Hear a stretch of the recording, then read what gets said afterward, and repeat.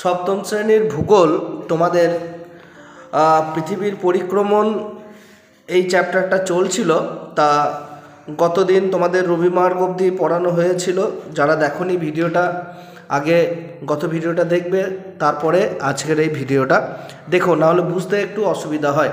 চলো, আজকে যে অংশগুলো আমাদেরকে পড়তে হবে পরীক্ষা প্রশ্নের জন্য, যেগুলো গুরুত্বপূর্ণ, আমি লাইন বাই লাইন খুঁটিয়ে খুঁটিয়ে সেগুলো বলে দিচ্ছি।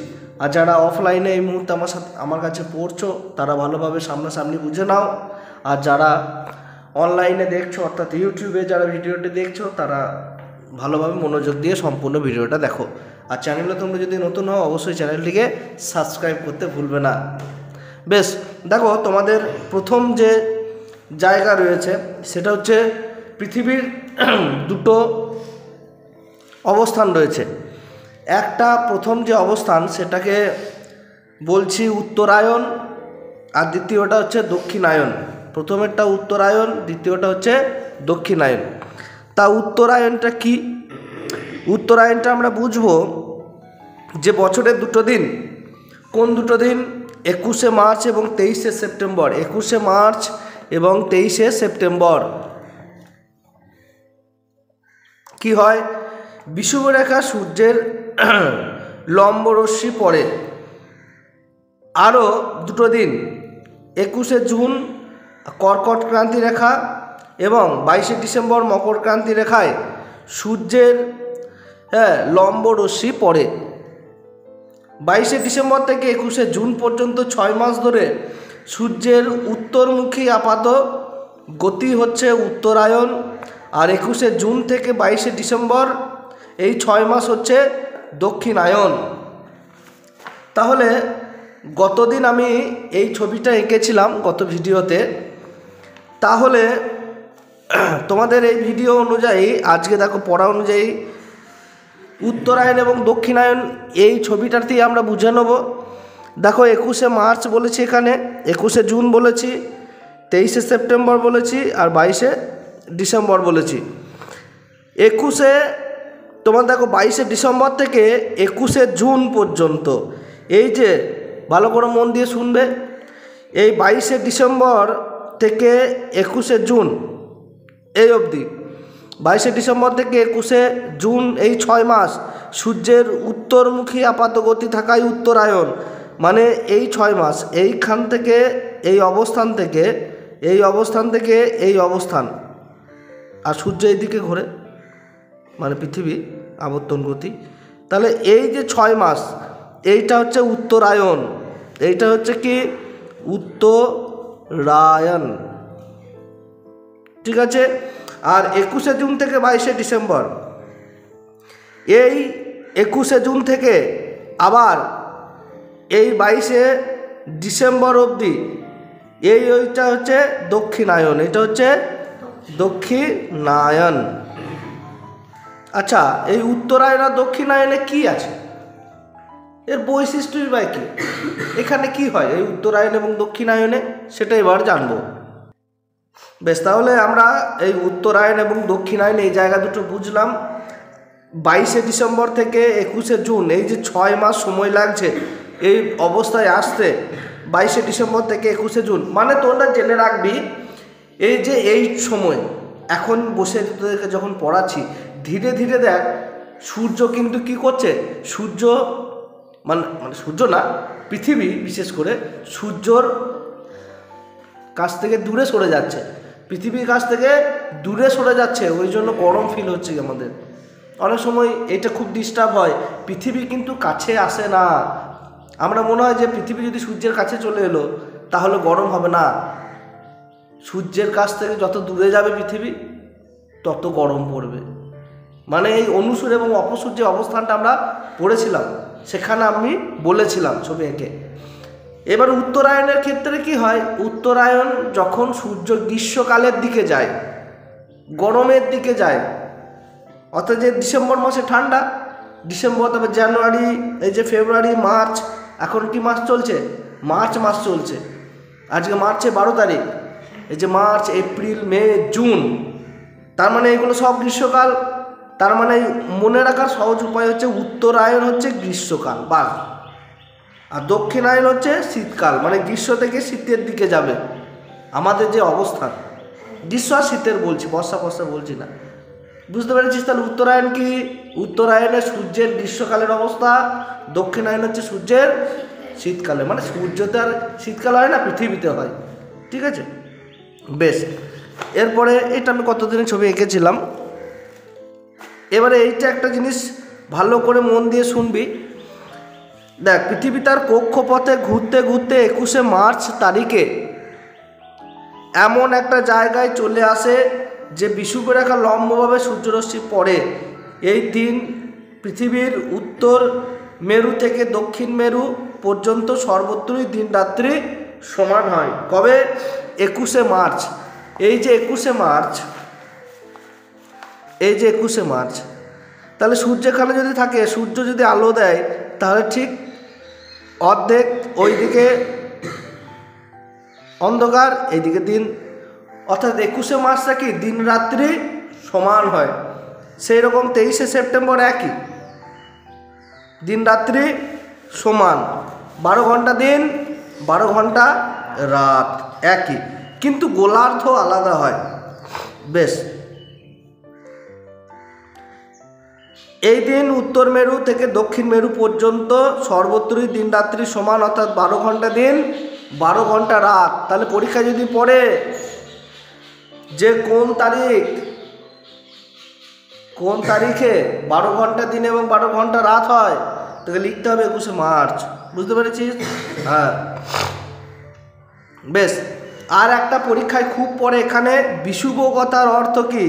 বিষুবকতার অর্থ হচ্ছে সমান দিন ও রাত্রি। বিষুবকতার অর্থ হচ্ছে সমান দিন ও রাত। বেশ, এরপরে যে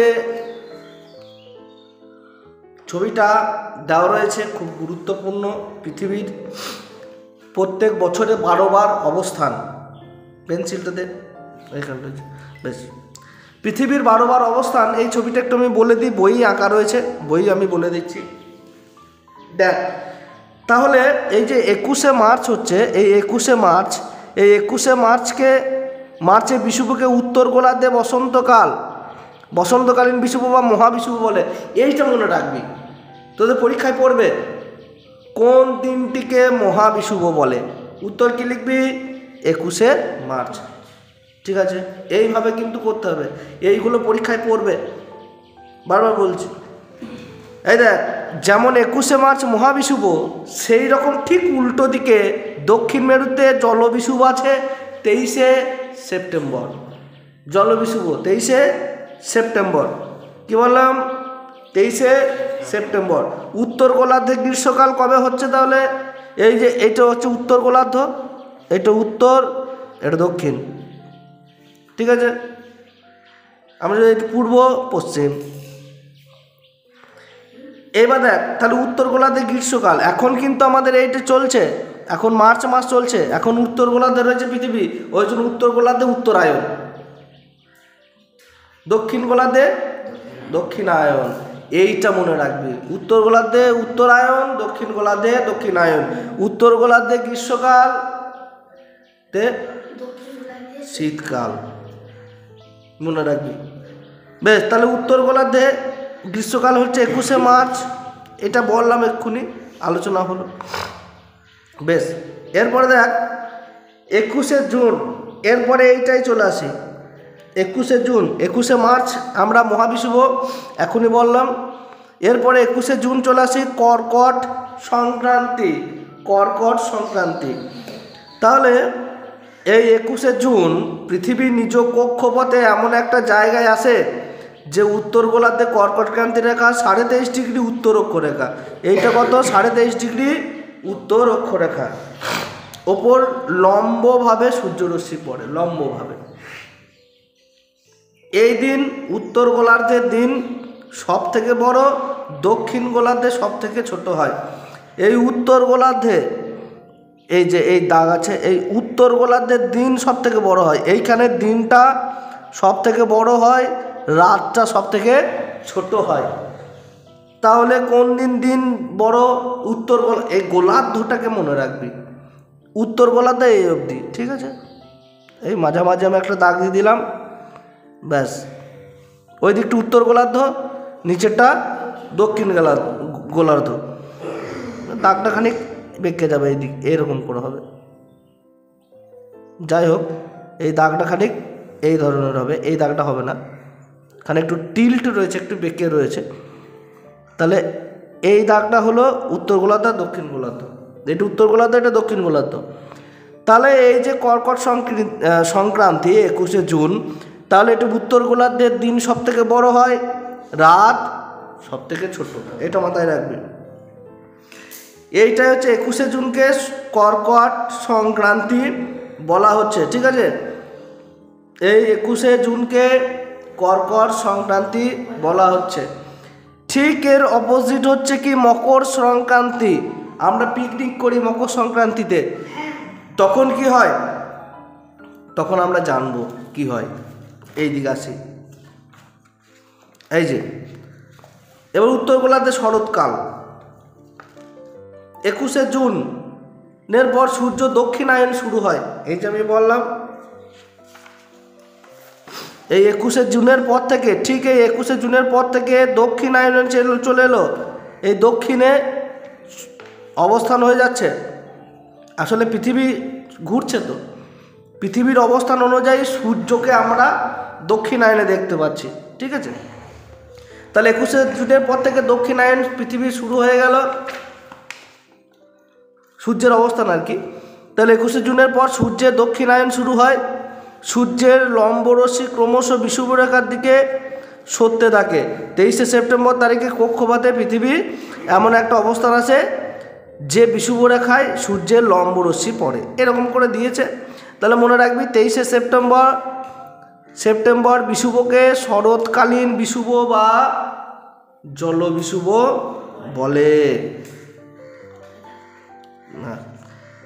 এই যে এইটাকে আমরা 23শে সেপ্টেম্বরকে কি বলছি, জলবিষুব।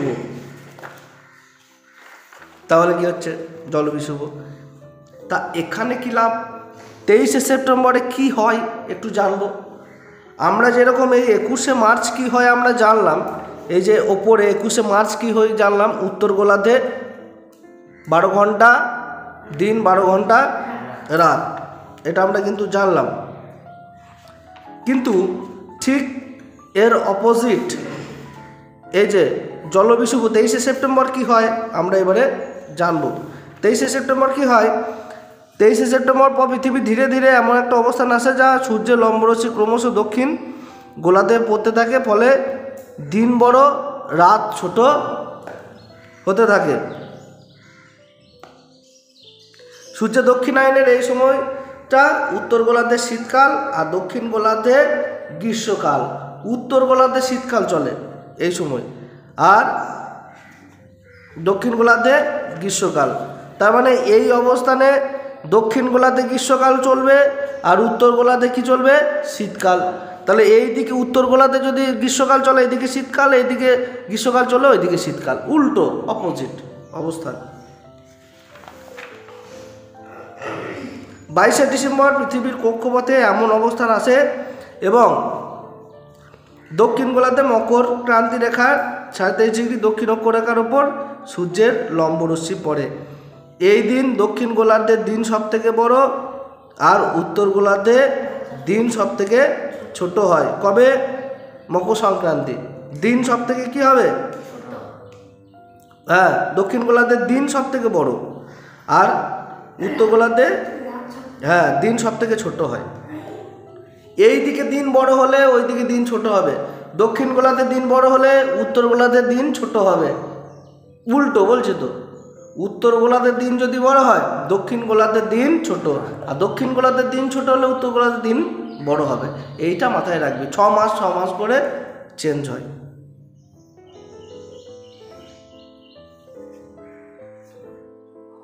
তাহলে কুমেরু বৃত্তে 24 ঘন্টা সূর্যকে দেখা যায় আর সুমেরু বৃত্তে 24 ঘন্টা অন্ধকার থাকে।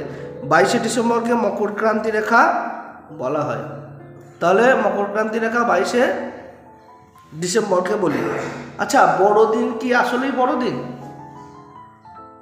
আমরা যে বড়দিন পালন করি 25শে ডিসেম্বর বলি না বড়দিন, তাই এটা কি আসলেই বড়দিন? দেখা যাক। খেয়াল করেছো যে বড়দিন যীশুখ্রিস্টের জন্মদিন 25শে ডিসেম্বর, 22শে ডিসেম্বর মকরক্রান্তি রেখার কয়েকদিন পরেই আসলে ওই সময় উত্তর গোলার্ধে আবার দিন বড় হতে শুরু করে, উত্তর গোলার্ধে দিন বড় হতে শুরু করে 22শে ডিসেম্বরের পর থেকে। কেননা কি আমি বলেছি, এই যে 22শে ডিসেম্বরের পর থেকে যত যাব সব গ্রীষ্মকাল পড়বে, তাহলে গ্রীষ্মকাল মানে দিন বড় হবে, দিন বড় হবে। এখন দেখ সন্ধে অনেক পরে লাগছে, হ্যাঁ তাহলে দিন বড় হচ্ছে না? হ্যাঁ, আগে 5:30-5টার মধ্যেই সন্ধে লাগতো, এখন দেখ ধীরে ধীরে ধীরে ধীরে সময়টা কিন্তু অনেক বাড়ছে, দিনটা অনেক বড় হচ্ছে, রাত ছোট হচ্ছে। সেটা কোথায়? উত্তর গোলার্ধে। হ্যাঁ, এইটা মাথায় রাখবি, তাহলেই হবে। বেশ, তাহলে উত্তর গোলার্ধে বড়দিন কি আসলেই বড়দিন? এটা প্রশ্নটা থাকলো। বেশ, না এটা শেষ করে দিই, চ্যাপ্টারটা শেষ করে দিই, বেশি নেই। এরপরে তোদের আর একটা জায়গা রয়েছে নিশীথ সূর্যের দেশ বলা হয়। এই যে ফেনোমেনন চলছিল, এখানে কি হয়, মার্চ থেকে জুন বা জুলাই এই সময় কি হয়, Canada, Denmark, Alaska, Norway, Sweden, আইসল্যান্ডের অনেক জায়গা স্থানীয় সময় অনুযায়ী গভীর রাত্রিতে কিছু সময়ের জন্য দিগন্ত রেখায় সূর্যকে দেখা যায়। এই যে আমরা সূর্যকে দেখতে পাচ্ছি, কিন্তু এটা মাঝরাত, এইরকম হয়। কোন কোন দেশে হয়? Canada, Denmark, Alaska, Norway, Sweden, হ্যাঁ এইগুলো সে স্ক্যান্ডিনেভিয়ান দেশ, এই সমস্ত দেশগুলোতে কিন্তু এগুলো দেখা যায়। হ্যাঁ, এবারে নরওয়ের উত্তরে যে হ্যামারফেস্ট একটা বন্দর আছে, জাহাজের বন্দর, সেই হ্যামারফেস্ট বন্দরে কি হয়, মে মাস থেকে জুলাই মাস পর্যন্ত, মে মাস থেকে জুলাই মাস মানে আমাদের যে উত্তর গোলার্ধে গ্রীষ্মকাল রয়েছে, এই সময় সূর্য কিন্তু এখন উত্তরায়ণে, তা এই যে উত্তরায়ণে এখন গ্রীষ্মকাল রয়েছে, এই সময় কি হয়, এই মে থেকে জুলাই মাস পর্যন্ত সূর্যকে রাতের বেলায় স্পষ্টভাবে দেখতে পাওয়া যায়। এই মে মাস থেকে জুলাই মাস অবধি একে দেখা যায় বলে একে মধ্যরাত্রি সূর্যের দেশ বা নিশীথ সূর্যের দেশ বলা হয়। তাহলে এইটা প্রশ্ন করতে পারে, কোন দেশকে নিশীথ সূর্যের দেশ বলা হয়? নরওয়ে। হ্যাঁ, এবার তুই যদি হ্যামারফেস্ট বন্দরে থাকিস, যাস কোনো দিন, তাহলে এটা কিন্তু একদম মাঝ রাতে উঠে সূর্যের আনন্দ আমরা নিতে পারবো, সূর্যের আলোর আনন্দ নিতে পারবো। কিন্তু ভাবি না যে এরকম এক যে গরম, মাথা জ্বলা টিকি জ্বলা যে গরম, সেই এত কিন্তু তাপ সূর্যে নেই, তীর্যকভাবে সূর্য হালকাভাবে পড়বে, এই যে যেমন পড়েছে, হ্যাঁ একটু দিনের মতো অবস্থা থাকবে। হ্যাঁ বেশ, আর একটা জায়গা খুব গুরুত্বপূর্ণ, সুমেরু প্রভা আর কুমেরু প্রভা।